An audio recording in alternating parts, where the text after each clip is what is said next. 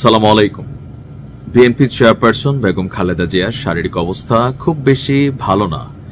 লন্ডনে নেওয়ার সর্বোচ্চ চেষ্টা চলছে, যেহেতু জনাব তারেক রহমান তিনি দেশে আসবেন না বোঝাই যাচ্ছে, আর তিনি যেই সময়টাতে আসবে ওই সময়টা পর্যন্ত একটা লম্বা চূড়া অপেক্ষা করতে হবে।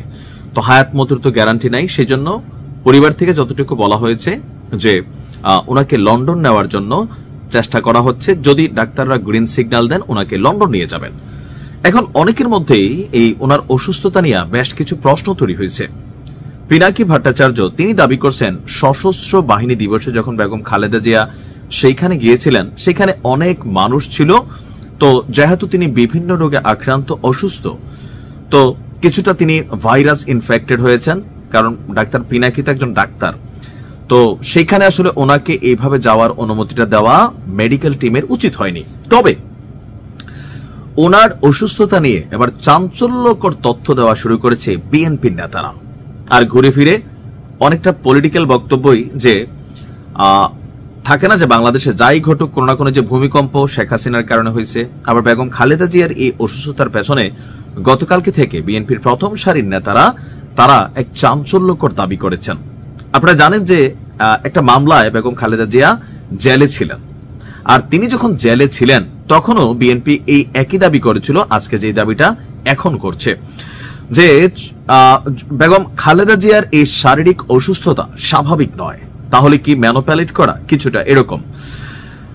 স্থায়ী কমিটির সদস্য মির্জা আব্বাস অভিযোগ করেছেন সাবেক এই প্রধানমন্ত্রী এক অস্বাভাবিক পরিস্থিতির শিকার হয়ে আজকের এই অবস্থায় পৌঁছেছেন এবং তাকে তিলে তিলে মৃত্যুর দিকে ঠেলে দেওয়ার জন্য পরিকল্পিত নকশা করা হয়েছিল। আমি মির্জা আব্বাস ভাইয়ের এই বক্তব্যের সাথে একটা জিনিস একটু জানতে চাই। ধরে নিলাম যে আওয়ামী লীগ সরকার ওনার শরীরে কোনো কিছু ঢুকাই দিচ্ছে, স্লো পয়জন, তো তিনি তো বিদেশ গিয়েছেন আওয়ামী লীগ সরকারের ক্ষমতা পরিবর্তনের পরে, এমনকি লন্ডনে গিয়েছেন, দীর্ঘদিন ছিলেন, তো ওইখানের কোনো মেডিকেল রিপোর্ট বা মেডিকেল টিম কি এই বক্তব্য দিয়েছে যে হ্যাঁ তিনি স্লো পয়জনিং এর শিকার? বাংলাদেশের কোনো হাসপাতালে করলে আমরা ধরে নিতাম আওয়ামী লীগ সরকারের সময় যে এখানে তো সঠিক তথ্যগুলো আসবে না, যে সরকার সবকিছু কন্ট্রোল করছে, বাট ওনার চিকিৎসাটা লন্ডনে হলো, দীর্ঘদিন সেইখানে ছিলেন, ওইখানের কোনো ডাক্তার কি বলছে যে হ্যাঁ উনি স্লো পয়জনিং এর শিকার? এই কথাটা আমরা জানতে চাই। যদি বলে তাহলে বোঝা গেল যে যথেষ্ট প্রমাণ নিয়ে, আর নয়তো মানুষ মনে করবে কি জানেন, এই বক্তব্যটা আপনারা খালেদা জিয়ার অসুস্থতার মাধ্যমে আরেকটা রাজনৈতিক বক্তব্য দিচ্ছেন। থাকে না যে কিছু কিছু বক্তব্য মানুষ হয়তো ওইভাবে স্বাভাবিকভাবে খুব পছন্দ করে, তা না। যদি স্লো পয়জনিং এর ইস্যু হয়ে থাকে, যেটা দাবি করা হচ্ছে, সেটার সপক্ষে একটা মিনিমাম লেভেলে যুক্তি থাকা দরকার। কারাগারে থাকাকালীন ওনার নিরাপত্তা এবং স্বাস্থ্য ঝুঁকি নিয়ে বেশ কয়েকবার বিএনপির এই নেতারা দাবি তুলেছিল। তিনি বলেছিলেন যে আমি সবসময় কারা কর্মকর্তাদের বিষয়ে সতর্ক থেকেছি, কারণ কারাগারে স্লো পয়জন দেওয়া হয় বলে ধারণা করা হয়েছিল। আর এ প্রসঙ্গে নাকি ঢাকায় আসা একজন ভারতীয় সাংবাদিকের সাথেও ওনার কথোপকথন হয়েছিল।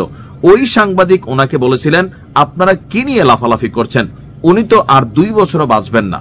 তো মির্জা আব্বাস অবাক হয়ে কারণ জানতে চাইলে ওই ভারতীয় সাংবাদিক বলেছিল ওভাবেই ডিজাইন করা আছে, অর্থাৎ এমন ভাবে নকশা করা আছে যেন তিনি ধীরে ধীরে তিলে তিলে মৃত্যুবরণ করেন। খুবই ভয়াবহ অভিযোগ। তবে এটা কি শুধুমাত্র রাজনৈতিক অভিযোগ, নাকি আসলে এই ঘটনার পেছনে সত্যতা আছে?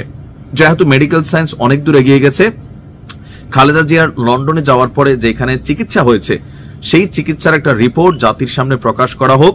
যদি এই ধরনের কোনো ঘটনা করে থাকে আওয়ামী লীগ, অবশ্যই এটার বিপক্ষে মানুষ দাঁড়াবে, এটার পক্ষে আওয়াজ তুলবে। এখন ধরেন থাকে না যে এটা কি পলিটিক্যাল কথা নাকি অরিজিনালি? বয়স হয়েছে ওনার, বিভিন্ন রোগে, এ পর্যন্ত ওনার সম্পর্কে যতটুকু দেখলাম বিএনপির যে মিডিয়া সেল মানে ডাক্তারদের টিম বা ওনার পুত্রবধূ জনাব কি বলা হয় যে ওনার তারেক রহমানের স্ত্রী যিনি আছেন জুবাইদা, তো তিনিও কিন্তু এরকম স্লো পয়জনিং এর কথা বলেন নাই, তিনি নিজেও ডাক্তার। এখন পলিটিক্যালি অনেক বক্তব্য আসে, আবার সত্য তো থাকে, তবে এরকম বক্তব্য মানুষের মধ্যে বিভ্রান্তিও ছড়ায়, অনেক সময় এটা নেগেটিভও হয় আবার পজিটিভও হয়। নিশ্চয়ই আপনারা বোঝেন, রাজনীতি করেন, যে কখন কোন কথাটা বলা দরকার। ভালো থাকুন।